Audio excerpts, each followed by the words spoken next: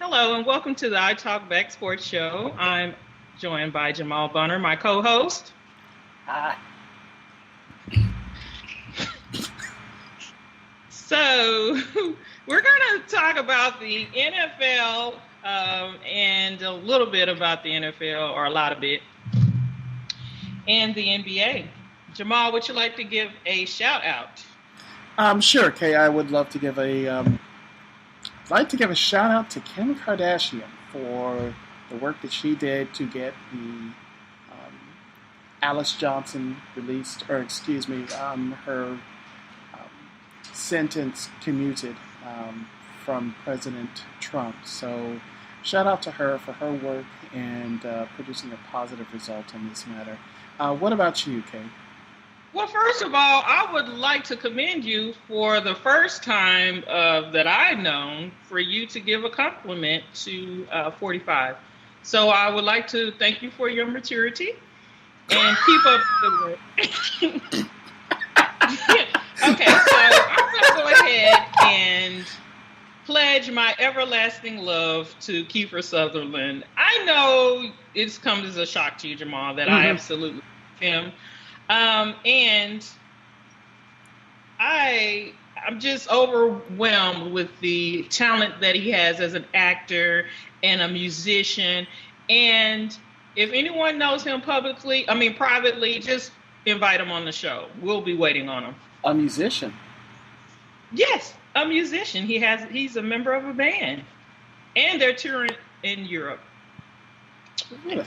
Huh. Yes. He's talented. I did not notice.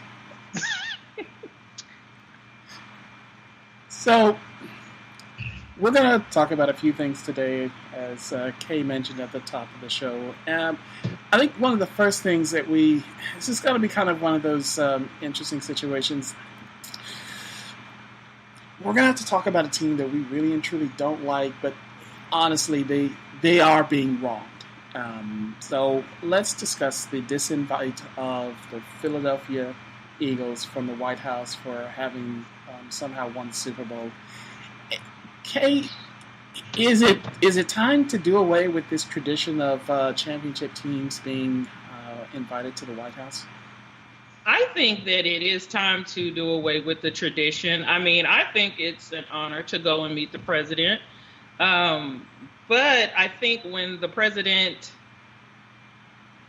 dips his little pinky toe in issues that doesn't necessarily concern him, then that kind of does sway the player's opinion of going or not going. So unless you can get everyone to go, then I don't think you should go at all. So I think the tradition should be gone.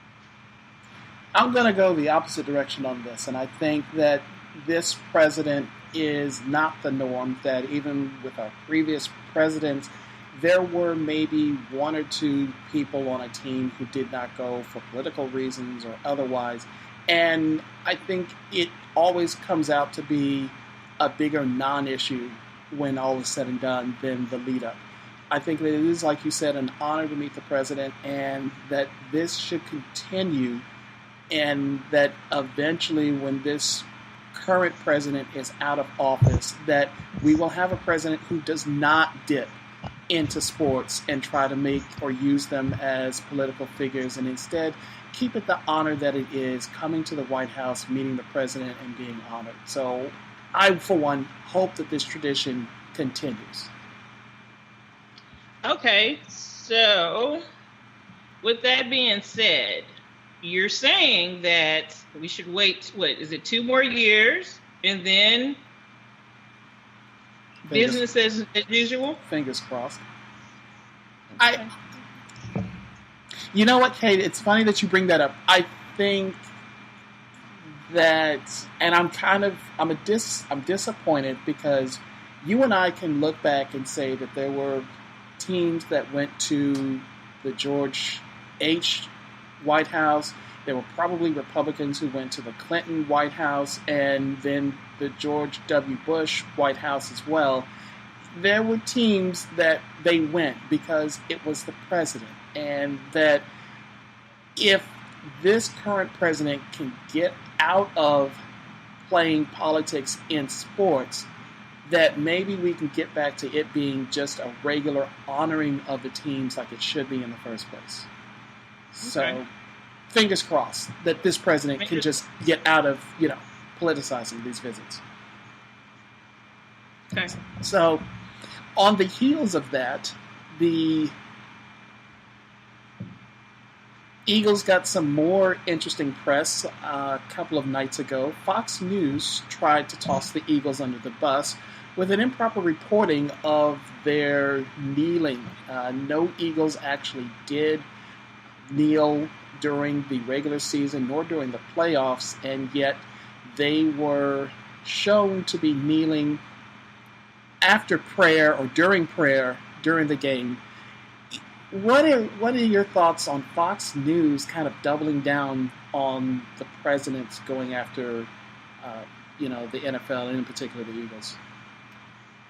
Well, if they kneel or they don't, I don't see anything wrong with it. You know what I'm saying? But as far as them kind of misusing that photo to their own agenda, I mean, what do we expect? It's Fox News, I'm not surprised. It kind of caught me off guard that it was Fox News, because the other side of their house is Fox Sports, and they paid millions of dollars to broadcast the NFL, including to have them on Thursday night. I would think that the news department, unless it was actual news, would not sit there and be involved in such fodder, and especially make a mistake like this, that you're hurting your own brand by doing this false reporting. But I guess you're right, it's Fox News. But to be honest, though, I don't watch Fox News, but I do watch Fox Sports. Right. So I think what they've done actually rather well is they've done a really good job of separating the two. They have, and this I thought was a real eye-opener, at least for me, because what you're doing is now to the detriment of your sports side. Yeah. Potentially, because as I said, they've done a really good job at separating Fox News and Fox Sports. Because when you're thinking Fox Sports, you're thinking like, I'm just watching some football. I'm watching NASCAR. I'm watching baseball. You don't really think about the colorful commentary and people that work there. That's not the thought that you have when you're thinking about Fox Sports. So I don't think this will hurt them. And I don't even think they took a second thought about Fox Sports. They're just thinking about they want to force their agenda and they want to muck it up as much as they can. So I think that's them. It's not surprising. They better do some thinking. Somebody's paying for their advertising. So today, in response to all of this, Malcolm Jenkins held a protest at his locker in which he spoke but didn't speak to the media. He used cue cards and had written messages for the president and for the press. What was your feeling on what you saw?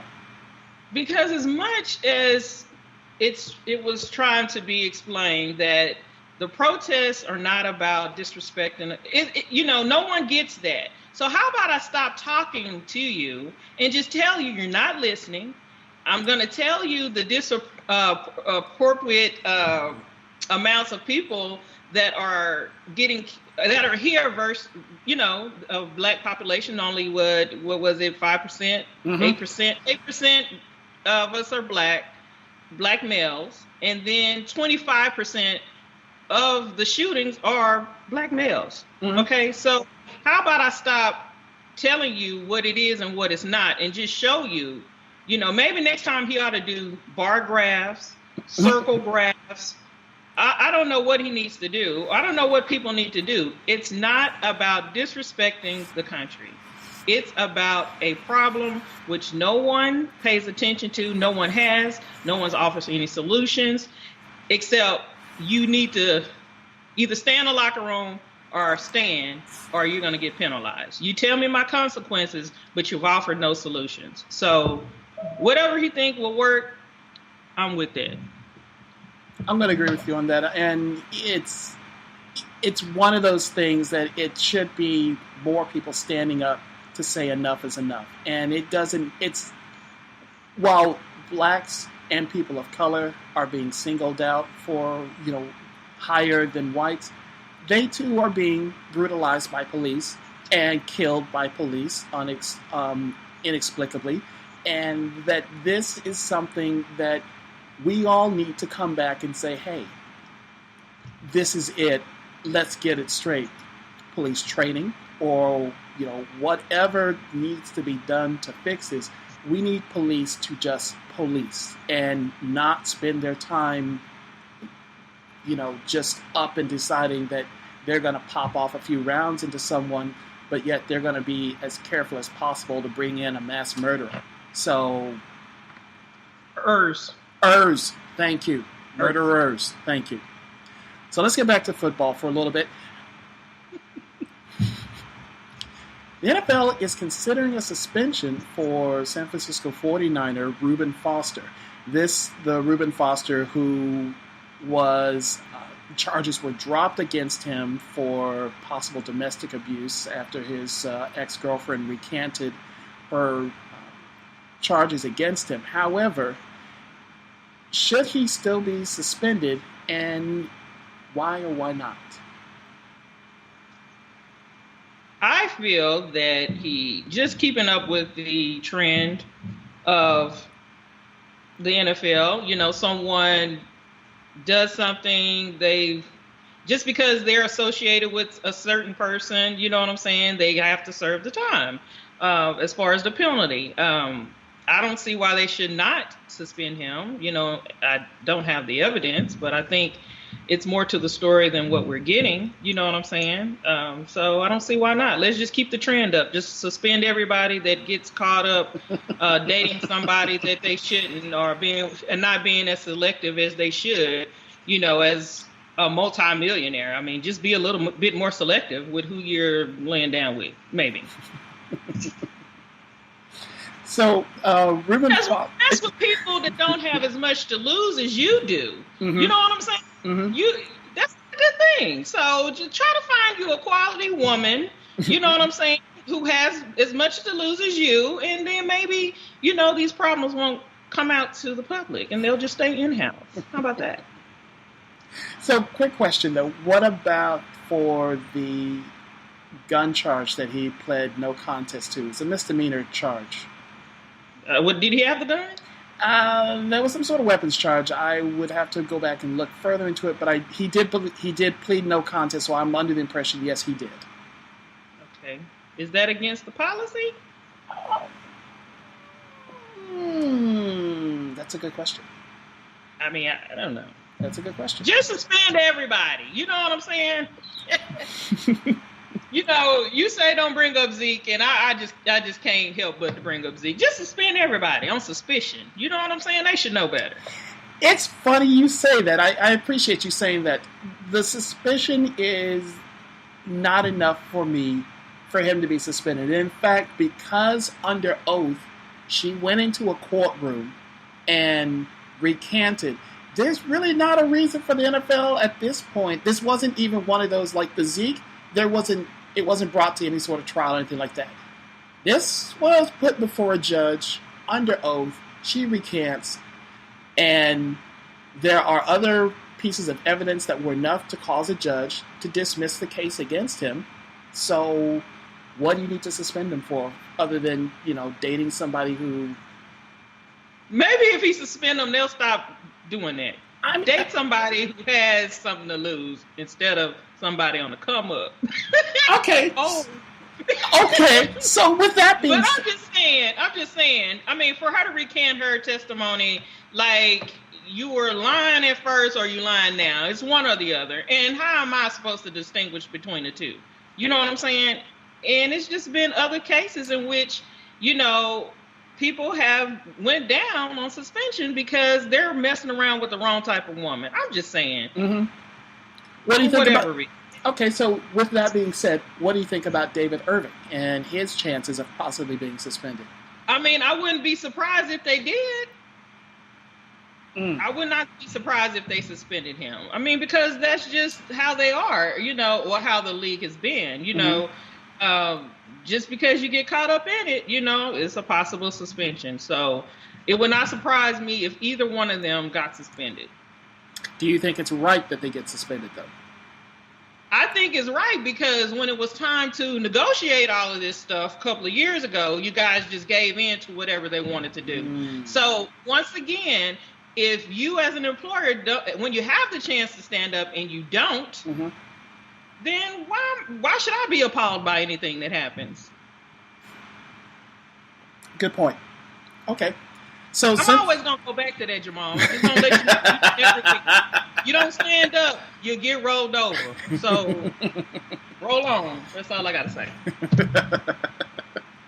So we are going to roll on. And as promised, we're going to talk a little bit about our team. So... the holy oil. Okay, so we're going to go back. Some of this stuff has already been well covered, but we haven't really talked about it. So, Jason Witten. Give us some words about Jason Witten, please. Well, I think that he's our modern day Mr. Cowboy, okay? He's a tough guy. He came from very humble beginnings, and he never lost sight of who he is as a man, Yeah. He's a great guy. Yeah. Is that what you were looking for? No, he's not dead. How did he play?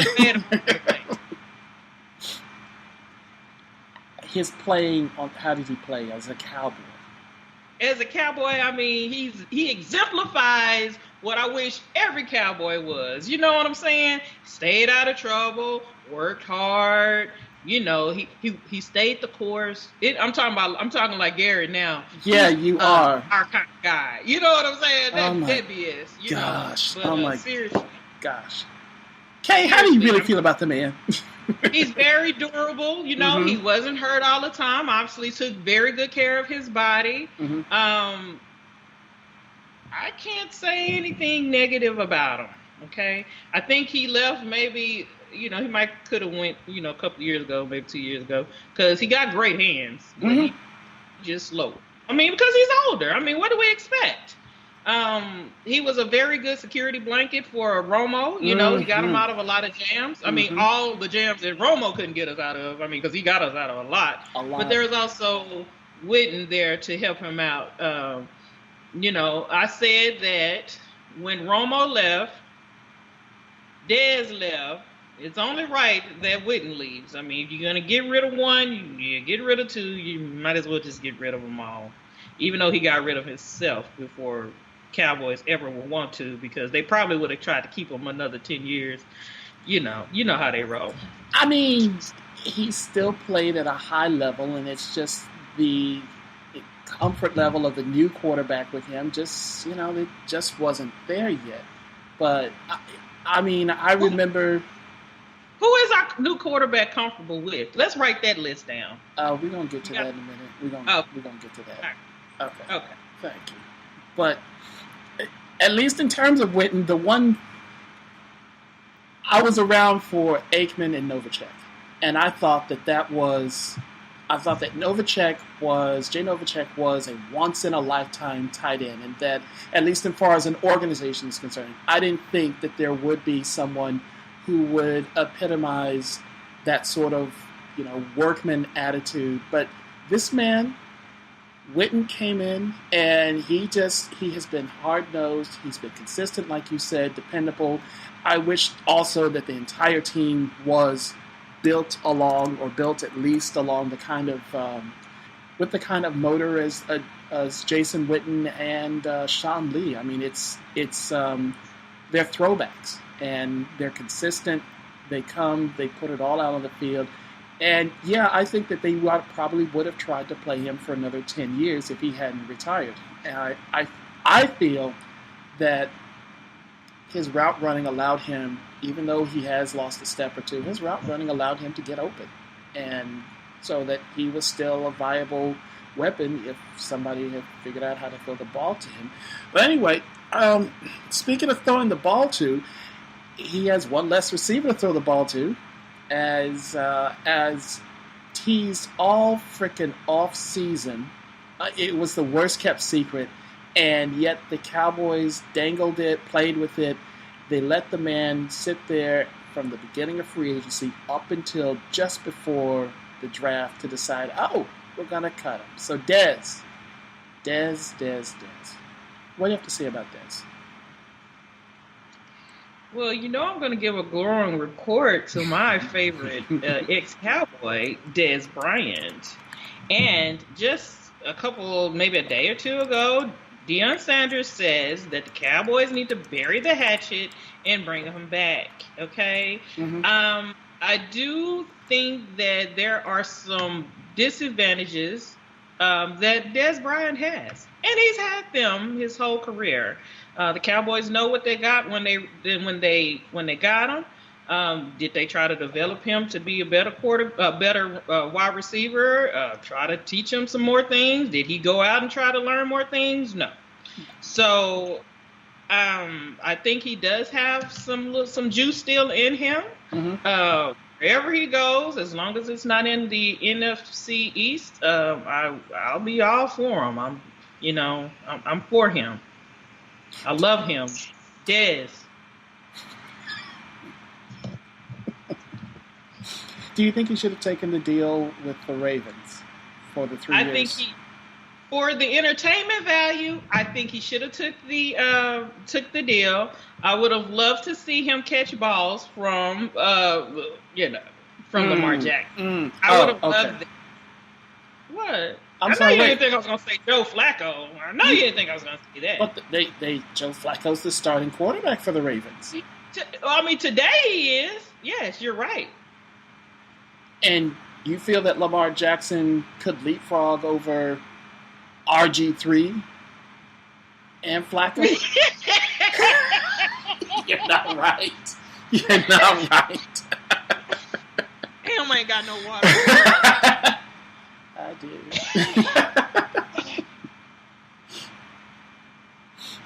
Okay, so you've answered that question. So, but honestly, that Dez. What would you think about Dez to Green Bay? I don't think that the quarterback in Green Bay will deal with Dez Bryant and his antics. So for that reason, I'll say no. But the Cowboys said that it wasn't his antics, that he was a great locker room guy, and et cetera, et cetera.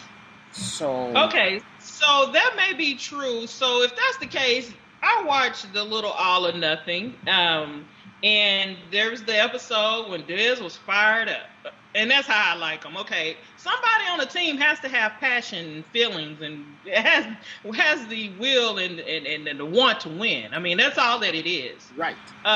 So he, so they had the little, come to Jesus meeting with Dez. Dez, you passionate, it is, but you need to tone it down. Whatever they said to him. Mm-hmm. So the very next game, he caught the ball in the fourth quarter, the touchdown, mm-hmm. to pretty much seal the game.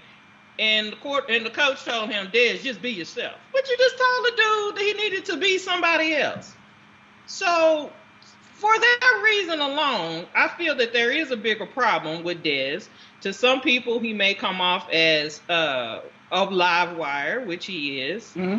But you need somebody a little bit off balance on your team in life and in football. Okay? You gotta have that one off balance ass friend that when you go out, you be like, oh shit. You know what I'm mm-hmm. saying? But the problem is handled, okay? Mm-hmm. You gotta keep them on your team, and that's just what he is. So now we got a bunch of people that we're not sure if they want to win or not, and we'll see.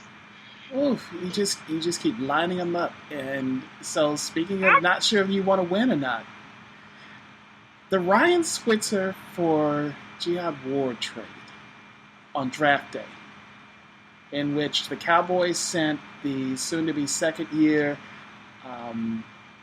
receiver that we got, who was our return man to Oakland Was for. he? I mean, he was.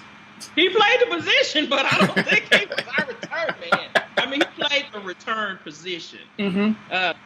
I was actually at the draft when we drafted him last year, and I was like, what are we doing? Why would we even in the first place draft a player like we already have for the same position? Mm-hmm. Okay, so that's already an issue. And then I think he only had one return for a touchdown. That's another issue. I mean, better than we had the year why before, not? right? Like, why not? You know, I mean, I don't think if we're able to utilize a player for all of his qualities, Mm-hmm. and we're trying to satisfy a quarterback who wants things, well, things have to be a certain way in order to be successful. I mean, why not get rid of him? Okay. All right. I mean, our quarterback seems to like to throw to short wide receivers. I mean, you know, he got the ball to T. Will, Beasley.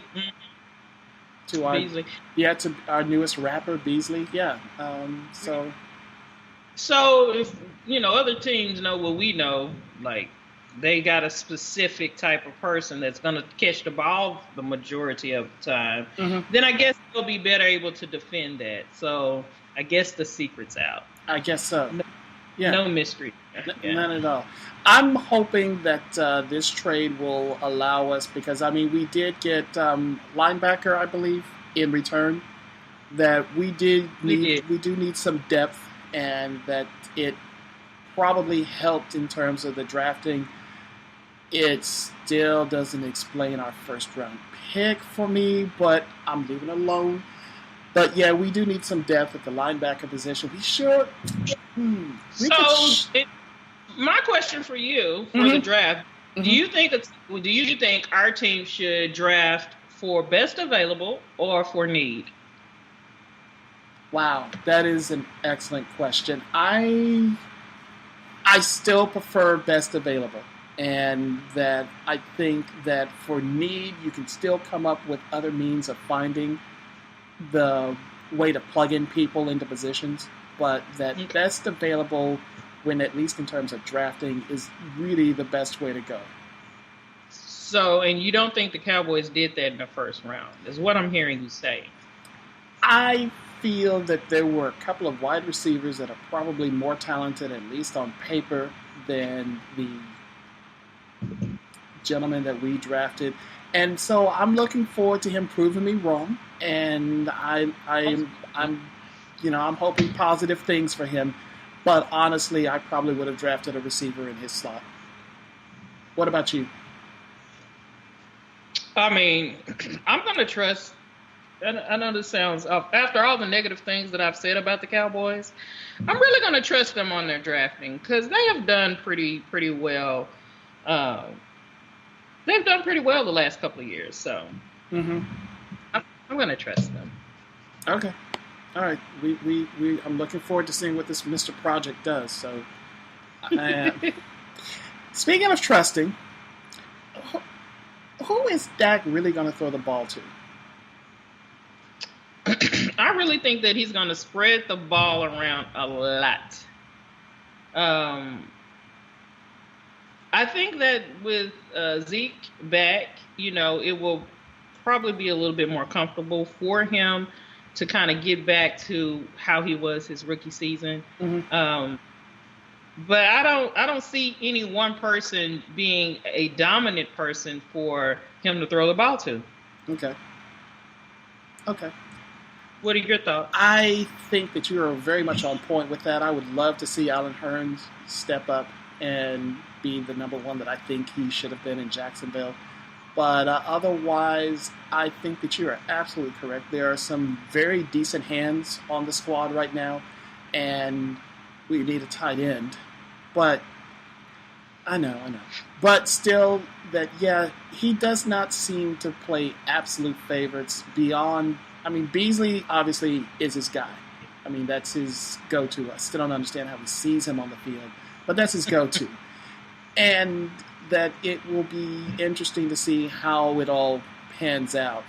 That we look as though right now we're going into the season without a quote-unquote true number one wide receiver. So, yeah, and Jamal, just to kind of hit on what you said, I don't think anyone knows. I mean, everyone is welcome to guess how this is going to go, but I don't really think anyone knows until, we actually get started with the season. Right, and speaking of getting started with the season, so I don't mean to wish ill on people or anything along those lines, but Terrence Williams and his DUI. Can you talk to me about that? No. Okay. I mean, I have nothing to say. Don't drink and drive. And the subsequent cover-up or attempt to cover up? Poor. I mean, you're a football player. Stick to football. Criminal activity obviously isn't in your realm. So, yeah, I have nothing to say about that. Do you still want him on the team? I didn't want him before the GW public intoxication. I think they could have got rid of his ass like that first game. Was it against New York or was that the second game? Whatever game, where he made the mistake and didn't run out didn't run out of bounds? Yeah. Yeah. So. Yeah, the couple of mistakes. And you mentioned to me something about Dwayne Goodich and Josh Brent. That why are these people why do we keep these type of people on the team? Especially with, quote unquote, the behavior. You want the team to be a team of, somewhat model citizens and that stay out of the headlines. Let me put it to you like this. Dez stayed out of the headlines for a couple of years, I believe, off field. This fool sat up here and tried to cover up a DUI and blame it on somebody else. And he's still on the squad. So, and there's video proof that, moving along. Tavon Austin, he's listed as a running back? Yeah. Don't ask me about that. Okay. So, okay. Then let me talk to you about an actual running back. Oh, okay. Okay. Can you make a case for Bo Scarborough, the draft pick from Alabama, being a steal? I can't say that until the season is over. I'll definitely have a better idea of what a steal looks like. He first has to make the team, Jamal. That's first. And I am a Jackson that we got back from Cleveland. I'm his fan.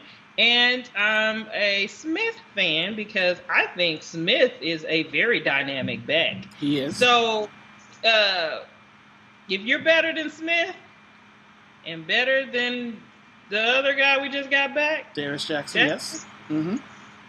Then we can talk about Scarborough. But he ain't paid a down in the game, so how am I going to really have an idea of what if you're a steal or not? Okay, all right. I don't know. Yeah. The Bo Scarborough that I saw play a couple of years ago looked like he was a world beater, and I honestly thought he should have come out then. But he lacks the hands, supposedly, as far as catching and so forth. And he may not have the incredible breakaway speed, but he's a big guy. And that for being drafted as far down as he was, if you get anything out of this kid, I think that you will have been doing pretty well. And I look forward to seeing him do some things. But in the same breath, let me throw this at you. There's a much older back sitting out there who would love probably to play in Dallas, who is a future Hall of Famer. But we're not good on running backs? No, we never are good on running backs. Oh, okay. Adrian Peterson is a free agent. No. Really? No. He's free. Mm-hmm. He's free. Mm-hmm. He's a free agent. Mm-hmm.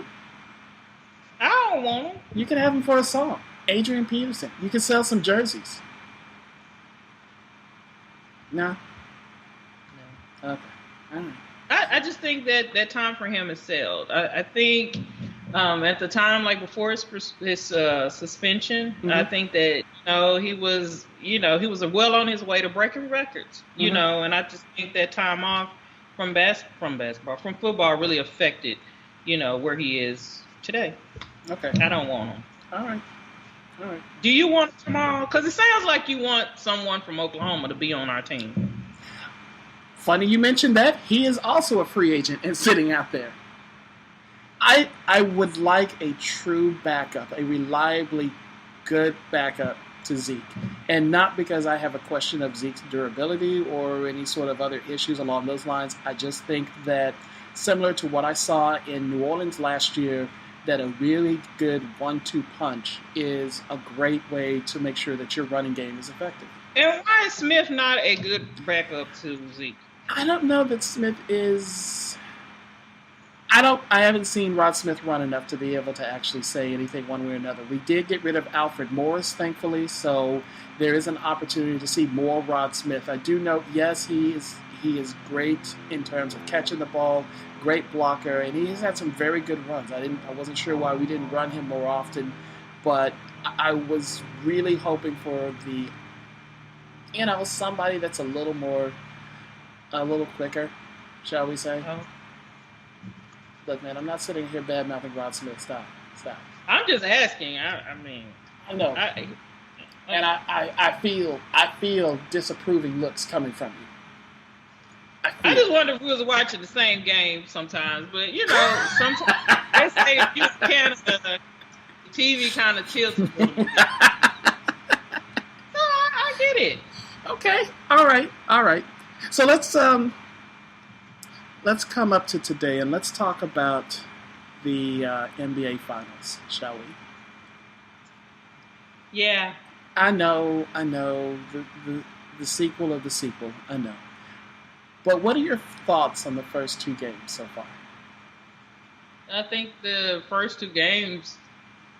I think the first two games went exactly the way that I thought they would. But the first game, I expected a larger amount of victory for the Warriors. I think that Cleveland will win one game. But then, I just kind of wanted it all to be over, I echo most of what you said. I think that Cleveland definitely showed a lot more in the first game.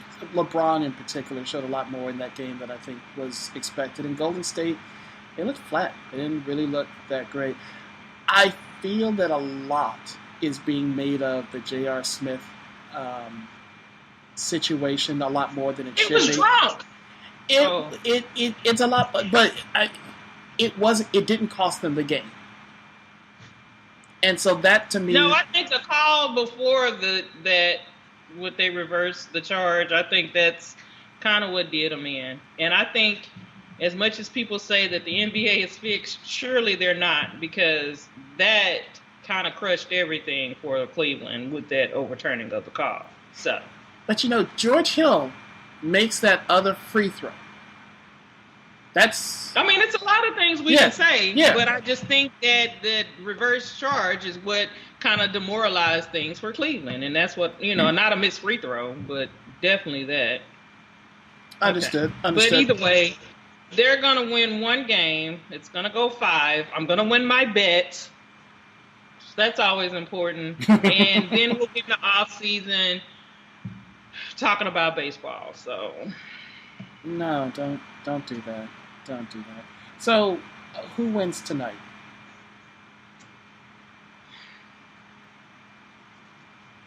And why? Golden State. Really?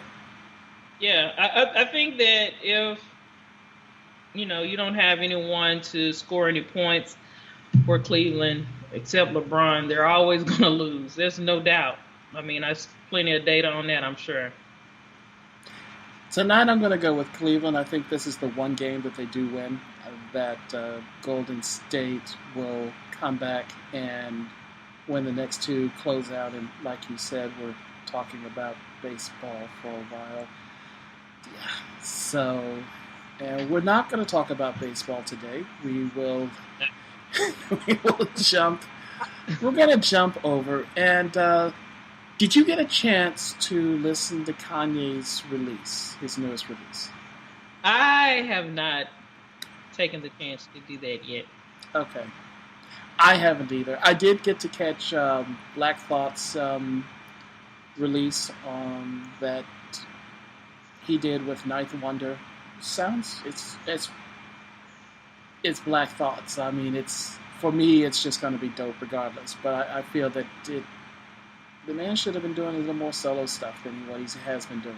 So I hope this encourages him to do more solo work. IHOP to IHOP. International House of Pancakes is thinking about, or are they actually doing this? I think it's pretty much in the works, but either way, I think it's a horrible thing. You know, if they really want to spend some money, they should have like the little syrup warmers at each table so that people have warm syrup. I think that's more important than rebranding your restaurant, which really people kind of don't even want to go to in the first place. But it's clean. The food is lukewarm at best, but, you know, who wants to go to Waffle House, you know, and die or either get arrested or get... I mean, it's just a health hazard at Waffle House. It's dirty at Denny's, so, like, IHOP is pretty much the best thing going if you're too lazy to cook at home. IHOP for me was that it's that beacon in the middle of the night, but it was also the service was crap and, you know, this, that, and the other. Once I got older, I became aware of Waffle House, and that was it for me. I was good. But I don't think that... I don't have bail money. Don't go to Waffle House. Hey, I get in and out of Waffle Houses without a problem. So far. Well, look, I walk into Waffle House pretty much sober. So, I mean, that's it right there from the beginning. That eliminates half the problem. That's right. Okay. So, it's amusing to me that as a restaurant who seems to pride itself in not only serving breakfast, but around the clock meals, that you're going to focus on pointing out that you're going from pancakes to breakfast, which is what? One and the same? Yeah. I don't. Syrup warmers at every table. That sounds so much better to me. And some service too. Can we get people who actually want to... that's too much. Okay, all right. So sorry. So sorry. So, Kay, how are your workouts coming? I walked past the gym yesterday. Okay, all right. Well, that's a start. That's a start. I walked past the gym. That's a start. So, okay. You're moving forward. That's what counts. All right. Well, I'm going to get my throw on some chicken wings and get ready for game 3. Yeah, I'm going to cook. Don't start with me. I'm going to cook too. What you cooking? I'm not ordering out like I did like last week. What you making? Oh, I'm baking some fish. Oh, yes. That sounds good. No, it doesn't. Yes, it does. Fish sounds great. Oh, and what kind of cake will we be having with this fish? I'm not going to bake a cake until this weekend, but I'm thinking I'm going to do my margarita cake. Margarita cake? I mean, tequila is always important. You don't always have to drink it. You can put tequila in a cake? Yes, sir. You put it in the glaze. You put it in the cake. Yes. Huh. Let's talk about this offline. Kay, thank you very much. It's been real. Thanks, Jamal. Look forward to talking to you again.